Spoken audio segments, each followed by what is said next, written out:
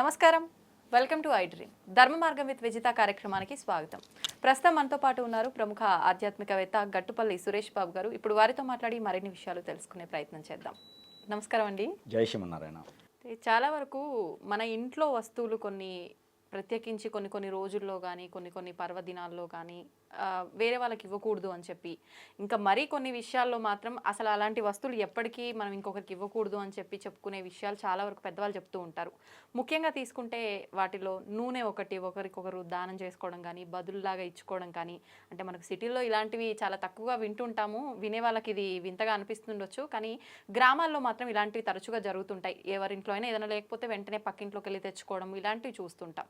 అలా తెచ్చుకోకుండా ఉండాల్సిన వస్తువుల్లో ఉప్పు ఒకటి, నూనె ఒకటి, పెరుగు ఒకటి ఎక్కువగా తోడు పెట్టుకోవడానికి అని చెప్పి చిన్న గిన్నె తీసుకొని పోయి పెరుగు తోడుకి కావాలని ఇలా అడుగుతుంటారు. ఇలాంటివి అసలు అడగకూడదు, తెచ్చుకోకూడదు, ఇవ్వకూడదు అని చెప్పి అంటుంటారు. ఇది నిజమైన ఒక మూఢనమ్మకంగా భావించవచ్చా?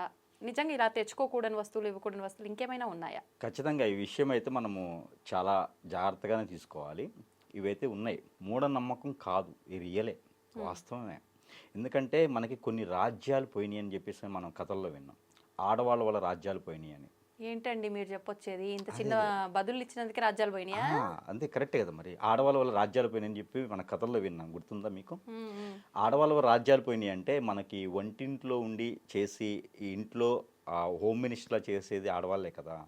వాళ్లే కదా ఎక్కువ బదులు ఇచ్చుకునేది. మగవాళ్ళు అయితే డబ్బులు ఇవ్వటము, లేకపోతే మందులు పంచుకోవటము, షేరింగ్ అని నైట్కి మందు పంచేస్తూ ఉంటారు. అవన్నీ వల్ల రాజ్యాలు పోలేదు.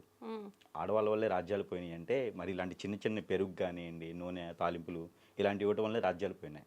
వాస్తవమే, ఇదేనా కథ? నిజమే, వాస్తవమే. ఎందుకంటే కొన్ని రాజ్యాలు మీరు చూసినట్టయితే, మీరు ఆదిత్య 369 చూసారా మూవీ? పాతది, నా చిన్నప్పుడు వచ్చింది అది, బాలకృష్ణ. అయితే దాంట్లో మనకు రాజ్యం చూసినట్టయితే సంగీత శ్రీనివాస్ గారు డైరెక్షన్ అన్నమాట. దాంట్లో కొన్ని రాజ్యాలు చూసినట్టయితే బొదులు అని ఉంటుంది. అదే మనకి రాజ్యాల గురించి తెలియదు కాబట్టి, అంటే సైంటిఫిక్గా మనకి ఎప్పుడో జరిగిపోయిన వాటిని ఇప్పుడు తెలియదు కాబట్టి నేను ఎగ్జాంపుల్గా మూవీ చెప్తా ఉన్నా. అయితే మనకి వస్తు మార్పిడి అని ఉండేది మనకు ఒకప్పుడు పూర్వంలో. వస్తు మార్పిడి అంటే ఇప్పుడు మీరు పంట వేస్తే మీ పంటని నాకు అవసరమైతే తీసుకోవాలి, నా దగ్గర వస్తువు ఏమైనా ఉంటే మీరు తీసుకోవాలి. ఇది వస్తు మార్పిడి అని కులాలు అక్కడే మనకి ఏర్పడ్డాయి. మనకి కులాలు అనేది ఒక్కొక్క ఇంటి వాళ్ళు ఒక్కొక్క ఐటెం, వాళ్ళకి నచ్చిన ఐటెం చేసేవారు. ఇప్పుడు వడ్రంగి అని, లేకపోతే బంగారం చేసేతను, లేకపోతే కూరగాయలు పండించేతను, ఇలా కులాలు ఏర్పడ్డాయి. కులం అనేది ఒకప్పుడు ఉండేది కాదు మనకి. రాజ్యాలు ఉన్నప్పుడు కులాలు ఉండేవి కాదు. చాకలవారని ఇలా ఎవరికి నచ్చిన వృత్తులు వాళ్ళు వెళ్ళిపోయినారు. అయితే తర్వాత కాలంలో ఏంటంటే కులాలుగా, ఇప్పుడు మతాలుగా ఇవన్నీ ఇప్పుడు వచ్చా ఉన్నాయి. అయితే వీటిలో ఏమైందంటే ఈ కులాలుగా మారినప్పుడు వస్తు మార్పిడి అని ఉండేది. డబ్బుతో వ్యవహారం కాదు. అప్పుడు ఏది అవసరం ఉందో మీకు, నా దగ్గర ఆ వస్తువు ఉందంటే మీ వస్తువు నాకు ఒకటి ఇచ్చేసి నేను మార్చుకునేవాడిని అనమాట. అలా రాజ్యాలు ఇప్పుడు ఉన్నాయా? అలాంటి రాజ్యాలు ఇప్పుడు లేవు కదా. ఎందుకు సాగలేదు రాజ్యం అంటే ఆ వస్తువు మార్పిడి వల్లనే రాజ్యాలు పోయినాయి. దానము అనేది ఉంటుంది. ఇప్పుడు చూడండి, మీకు గ్రహాల్లో కొన్ని బాగాలేదు అంటే, శుక్రుడు గ్రహం బాగాలేదు అనుకోండి, జీడిపప్పు దానం అంటారు. శని బాగాలేకపోతే నువ్వులు దానం అంటారు. రాహుకేతు బాగాలేకపోతే గోధుమలు కందులు దానం ఇవ్వమంటారు. ఎందుకు దానం ఇవ్వమంటారు? ఆ దోషం పోతుందని. దానం ఇవ్వడం వల్ల దోషం పోతుంది అని, అంతే కదా. గ్రహాలు దేవుళ్ళే ఒప్పుకున్నారు. దానికోసమే బ్రాహ్మణికి దానం ఇవ్వండి, లేదా పేదవాళ్ళకి పంచండి అని ఇప్పుడు ఉన్నటువంటి ఆస్ట్రాలజర్లు అదిగే చెప్తారు. మీకున్న దోషం పోవాలి అంటే మీరు దానం చేయండి అని చెప్తారు, అంతే కదా. అయితే మనకి దానం చేస్తే దోషాలే పోతున్నప్పుడు ఇంట్లో వస్తువు దానం చేస్తే రాజ్యాలు ఎలా పోతాయి? దానం చేస్తే మంచి జరగాలి కదా. కాకపోతే కొన్ని వస్తువుల్లో కొంతమంది ఉంటారు. ఇప్పుడు నువ్వుల్లో శని భగవానుడు ఉంటారని భావించి నువ్వులు దానం చేస్తారు. కాజు, జీడిపప్పు వాటిల్లో, బాదం పప్పు వాటిల్లో ఆ శుక్రుడు ఉంటాడు కాబట్టి ఆ దానం చేస్తే వాటి వల్ల దోషం పోతుంది అంటారు. అలానే మనకి ఇంట్లో కొన్ని వస్తువులు ఉంటాయి.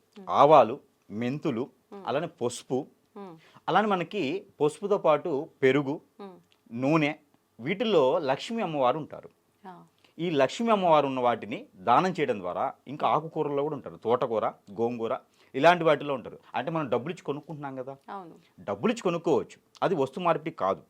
వస్తు మార్పిడి చేస్తేనే రాజ్యాలు కూలిపోతాయి, ఇళ్ళు కోల్పోతే అందరితో వాళ్ళు ఇలా దిగిపోతూ ఉంటారు అనమాట. అందుకే పెరుగు దానం కానివ్వండి, ఆయిల్ దానం, అలానే మనకి కొన్ని రకాల వస్తువులు, మెంతులు, ఆవాలు, ఇలాంటి దానాలు చేయకూడదు.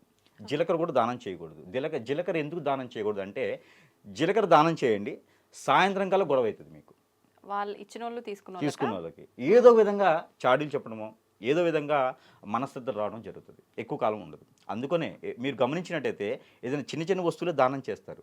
బంగారం దానం చేయమనండి, ఏదైనా దేవుడి పేరు చెప్పి వేస్తారు తప్పితే బంగారం దానం ఎవరికి చేయరు, ఎందుకంటే కాస్ట్లీ కాబట్టి. ఈ పెరుగు కానివ్వండి, నూనె, అలానే మెంతులు, అలానే కనుక ఏవైతే ఉన్నాయో ఆవుకు సంబంధించినటువంటి ఆవు పేడ కూడా దానం చేయకూడదు. గేదె పేడ అంటే కామన్, కానీ ఆవు పేడ కూడా దానం చేయకూడదు. కానీ విలేజ్లలో ఆవు పేడ కూడా ఒకరికొకరు ఇచ్చుకోవడం ఇచ్చుకుంటారు. జరుగుతుంది కాదు, విలేజ్లో వాళ్ళు ఎంతమంది బాగుపడ్డారు చూసారు మీరు? అంత మాట అన్నారు ఏంటండి? మరి అంతే కదండి. ఇప్పుడు మనకి చూసినట్టయితే పెద్ద పెద్ద ఆసాములు ఉండేవాళ్ళు, 100 ఎకరాల పొలాలు ఉండేవాయి. ఇప్పుడు ఉన్నాయా అండి ఎవరికైనా? 100 ఎకరాల పొలాలు ఈ రోజు ఎవరికైనా ఉన్నాయా? ఒక ఎకరం ఉంటేనే గొప్ప. ఎకరం ₹1,00,00,000 వాల్యూ కాదు ఇక్కడ. ఎన్ని ఎకరాల పొలం ఉంది, ఎంత తినగలుగుతున్నాం, ఎంతలా ఉండగలుగుతున్నాము. ఒకప్పుడు చౌదరీస్ కానీ, రాజులు కానీ, ఇట్లా రాజులని చౌదరీస్ అని ఉండేవాళ్ళు కదా, విలేజ్లో ఉండేవాళ్ళు. ఆ తర్వాత చాలా రకాలుగా పేర్లు పెట్టుకుని ఉండేవాళ్ళు. వాళ్ళకి కొన్ని జమీందారులని ఇలా కొన్ని ఎకరాలు ఉండేవి.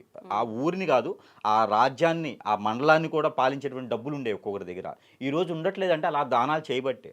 ఆ దానాలు ఎవరు చేస్తారు అంటే ఇంట్లో ఉన్న ఆడవాళ్ళే కదా అప్పట్లోను.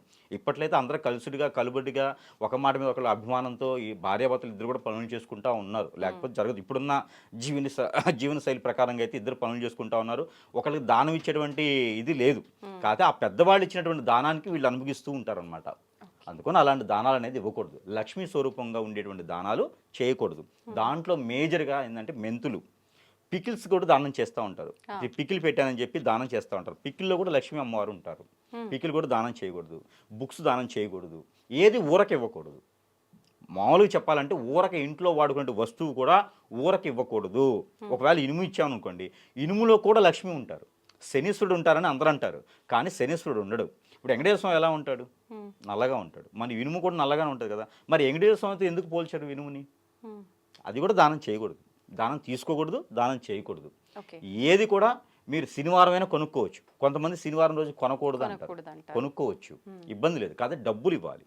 ఒకప్పుడు ఉప్పుని శుక్రవారం పూట కనుక కొనుక్కొచ్చుకుంటే మనకు లక్ష్మీదేవి కటాక్షం కలుగుతుంది అంటారు కదా, నిజమేనా? అలా ఏం ఉండదండి. ఒక్కొక్క ఏరియాలో ప్రాంతీయ ఆచారం ఉంటుంది. ప్రాంతీయ ఆచార ప్రకారం కొన్ని ఏరియాలో చూసుకుంటే గురువారాన్ని శుక్రవారంగా భావిస్తారు. గురువారం రోజు కొనుక్కోరు. గురువారం రోజు లక్ష్మీ అమ్మవారిగా భావిస్తారు. ఆ రోజు ఎవరికి దానం చేయరు, ఎవరికి డబ్బులు ఇవ్వరు, ఉప్పు గారిద ఏం దానం చేయరు. ఒక్కొక్క దగ్గర ఏంటంటే ప్రాంతీయ ఆచార ప్రకారంగా శుక్రవారం అంటారు. కానీ లక్ష్మీ అమ్మవారు మీరు ప్రతిరోజు తింటారుగా, ప్రతిరోజు ఆహారం తింటారుగా. అలానే మీకు ప్రతిరోజు మనం ఎలా తింటున్నామో లక్ష్మీ అమ్మవారు ప్రతిరోజు మీ ఇంటి ముందుకు వస్తారు. ప్రతి ఇంటి ముందు లక్ష్మీ అమ్మవారి స్వరూపం ఉంటుంది. ప్రతి ఇంట్లోనూ లక్ష్మీ అమ్మవారి స్వరూపం ఉంటుంది. వారంతో సంబంధం లేదు. వీళ్ళు ఏంటంటే చేయలేక ఒక వారాన్ని డిసైడ్ చేసుకున్నారు. ఆదివారం రోజు చర్చి, శుక్రవారం రోజు మసీదు, శనివారం రోజు వెంకటేశ్వర స్వామి, ఇలా డిసైడ్ చేసుకున్నారు. వారాలు దేవుళ్ళు పెట్టలేదు, మనం డిసైడ్ చేసుకున్నాం. సోమవారం రోజు ఒక పొద్దు ఉంటేనే శివునికి ఒకటి ఉండాలి, లక్ష్మీ అమ్మవారికి శుక్రవారం రోజు ఉండాలి, శుక్రవారం రోజు పూజించాలని చెప్పేసి మనం డిసైడ్ చేసుకుంటాం. కానీ దానాలు అనేది మాత్రము ఎవరికి ఇవ్వకపోవడం మంచిది. ఒక పెరుగనే కాకుండా, ఆయిల్ అనే కాకుండా, తాలింపు గింజలు అనేది కాకుండా ఏ వస్తువైనా సరే దానం ఇవ్వకపోవడం మంచిది. ఇవ్వకూడదు. మంచినీళ్ళు ఇవ్వచ్చు, అంతమించి అన్నం కూడా పెట్టకూడదు వాస్తవంగా చెప్పాలంటే. కాకపోతే వీళ్ళ పాపాలు పోయేందుకు, వాళ్ళకి వచ్చినందుకు ప్రేమగా అభిమానంతో ఉండేందుకు పెడతారు. అందుకే ఎవరింటికైనా వెళ్ళేటప్పుడు చుట్టం చూపుగా వెళ్లకుండా ఏదైనా వెళ్ళేటప్పుడు తీసుకొని వెళ్తారు. ఏదైనా సరే, ఈ పండో పువ్వో లేకపోతే ఏదైనా ఫ్రూట్లో ఏవో రకమైనటువంటివి తీసుకుని వెళ్తారు. ఎందుకంటే పోయేటప్పుడు ఊరకనే వెళ్ళకూడదు, వచ్చేటప్పుడు ఊరకనే రాకూడదు. అందుకనే భోజనం చేసినా కూడా దానికి సరిపోయేటట్టుగా డబ్బులు ఇచ్చి కొంటున్నారు కాబట్టి దానికి సరిపోయేటట్టుగా ఏదైనా తీసుకుని వెళ్ళి తినేసి వస్తారనమాట. అంతేగాని ఊరకి వెళ్ళకూడదు. ఊరకి వెళ్ళారు అంటే వీళ్ళ దగ్గర ఉన్నటువంటి లక్ష్మీదేవి అటైనా వెళ్ళిపోవచ్చు, లేకుండా వాళ్ళ ఇంట్లో ఉన్నటువంటి లక్ష్మీదేవి వీళ్ళ దగ్గరికి రావచ్చు. అందుకని చుట్టం చూపుగా వెళ్ళినా కూడా ఏదైనా వస్తు రూపంగా తీసుకుని వెళ్ళినా, ఏదైనా ఆహార రూపంగా తీసుకుని వెళ్తే కూడా ఎవరిది వాళ్ళ దగ్గరే ఉండిపోతుంది. అంతేగాని దానాలు అనేది చేయకూడదు. ఎలాంటి పెరుగు కానివ్వండి, ఎలాంటి ఉప్పు కానివ్వండి, లేకపోతే ఆయిల్స్, మెంతులు, ఇలాంటి ఏది దానం చేయకూడదు. అలాంటి దానాలు చేసినందువల్లే రాజ్యాలు కోల్పోయినాయి. అలాంటి దానాలు చేయడం ద్వారానే ఉమ్మడి కుటుంబాలకు వస్తా ఎడబాటు అయిపోయినాయి. ఈరోజు మనకు ఉమ్మడి కుటుంబాలు ఎక్కడా లేవు ఇలాంటి దానాలు చేయబట్టే. ఒకప్పుడు దానం అంటే మంచాలు అవి కూడా చేసేవారు. పెళ్ళైన తర్వాత సారని చెప్పి పంపించేవాళ్ళు. అలాంటి ఏం చేయకూడదు. మీరే అన్ని పంపిస్తే వాళ్ళు ఎప్పుడు బ్రతకాలి? అది దానం ఎలా అంటారు? అమ్మాయికి వాళ్ళు పుట్టింటి కాటుగా ఇచ్చి పుట్టింటి వాళ్ళు బాగుపడ్డాడు చూసారా మీరు ఎప్పుడైనా? ఆడపిల్ల పుట్టింటి వాళ్ళు, ఆడపిల్ల పుట్టినప్పుడు బాగుపడతారు. పెళ్ళైపోయిన తర్వాత పుట్టింటి వాళ్ళు అలా అడుగండిపోతూ ఉంటారు. పెళ్ళైన తర్వాత వీళ్ళింట్లో అవన్నీ తీసుకొచ్చి వీళ్ళింట్లో బాగుంటారు. తోలింటును తన్నులు తింటూను, కొట్లాడుకుంటూనో వీళ్ళింట్లో బాగుంటారు.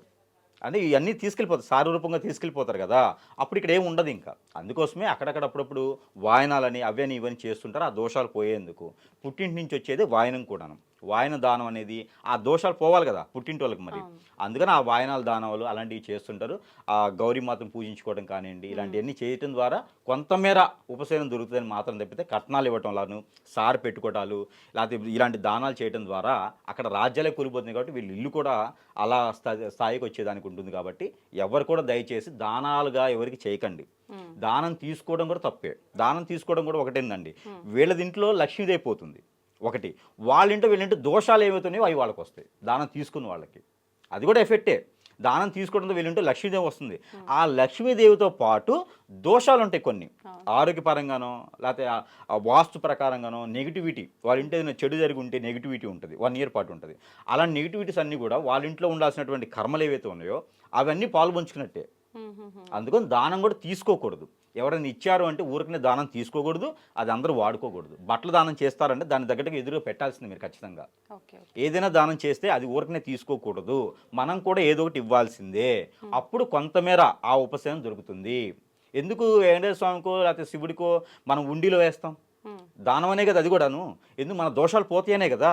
అందుకని మనం కూడా ఆ దోషాలు పోకూడదు కానీ దానం ఇస్తారు కొంతమంది, అవి స్వీకరించకూడదు. ఎందుకు గుడి మీద ఉన్నటువంటి అడుక్కునే వాళ్ళు ఎప్పుడు అడుక్కునేలానే ఉంటారు, వాళ్ళ దోషాలన్నీ తీసుకుంటారు కాబట్టి. వాళ్ళకి చూడండి ఇంకో 1 year 2 years 5 సంవత్సరాలైనా వాళ్ళు అదే ఫీల్డ్లో ఉంటారు, అంతే కదా. వాళ్ళు ఏం తినడానికి అర్హులుగా ఉండరు అనమాట. ఆ దానాలను మనం చేసినవన్నీ వాళ్ళు తీసుకుంటారు కాబట్టి ఆ తీసుకుని వెళ్ళినప్పుడు వాళ్ళకు ఉన్నటువంటి అనుభవం ఇస్తారు ఉంటారు వాళ్ళు దోషాలన్నీ. అందుకని దానం అనేది చేయకూడదు, దానం అనేది తీసుకోకూడదు. ఇది ఎదురుగా ఇచ్చింది ఏదైనా తీసుకుంటే డబ్బులు ఇచ్చి తీసుకోవాలి, ఇది సరిపోతుంది. ఇప్పుడు ఈ రోజుల్లో డబ్బులే పనిచేస్తాయి కాబట్టి డబ్బులు ఇచ్చి తీసుకుంటే సరిపోతుంది, కానీ మనం అలాంటి ఇవ్వకూడదు, తీసుకోకూడదు. ఇది దానాలకు సంబంధించి. ధన్యవాదాలండి.